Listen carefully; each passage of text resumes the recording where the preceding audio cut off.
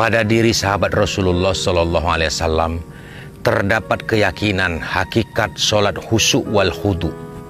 Memahami bahwa sholat adalah mi'rajnya seorang hamba kepada Sang Pencipta.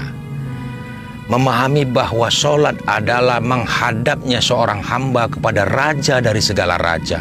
Komunikasinya seorang hamba kepada Yang Maha Mendengar. Ruang keluh kesah seorang hamba kepada Yang Maha Mengetahui. Mereka sholat dengan khusyuk, meletakkan sepenuhnya jiwa dan pikirannya hanya kepada Allah. Dengan pengakuan sebagai hamba yang begitu rendah di hadapan Raja dari segala raja. Dengan cara menghadirkan hatimu kepada setiap gerak dan komunikasimu ketika berhadapan kepada Yang Maha Pencipta. Seolah-olah engkau melihat Allah. Namun sekalipun engkau tak dapat melihat Allah, tapi yakinlah bahwa Allah melihatmu, bahwa Allah mendengar setiap detak jantungmu.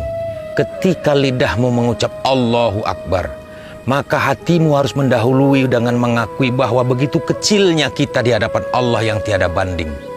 Kau tahu betapa kecilnya kita di hadapan Allah, bahkan bila dibandingkan dengan ciptaannya seperti matahari. Para ilmuwan telah meneliti bahwa besarnya matahari berbanding 1.200.000 kali lipat bila dibandingkan dengan luasnya bumi. Maka jika matahari itu sebesar bola basket, bumi ini hanya sebesar biji jeruk. Di permukaan biji jeruk itu terhampar seluruh lautan, gunung, dan hutan yang ada di muka bumi, serta ratusan negara-negara di dunia. Kita tinggal di salah satu negara yang namanya Indonesia.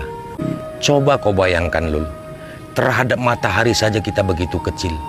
Lalu bagaimana kita di hadapan Allah Subhanahu wa Ta'ala, pemilik dan penguasa alam beserta isinya? Masih pantaskah kita berdiri merasa besar? Masih pantaskah kita berjalan di muka bumi ini dengan rasa kesombongan?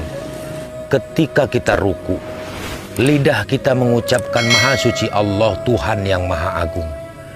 Tapi bagaimana bisa jika hati kita tidak pernah merasa hina?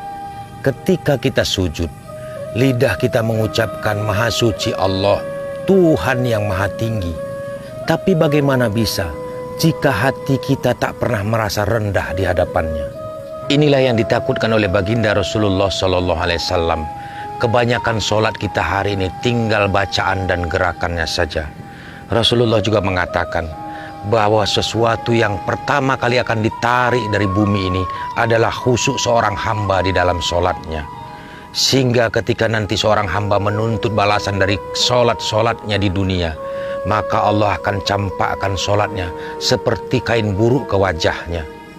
Maka jangan kau heran ketika ada seseorang yang rajin melaksanakan sholatnya, tapi tak mampu membuang perbuatan keji dan mungkar pada dirinya.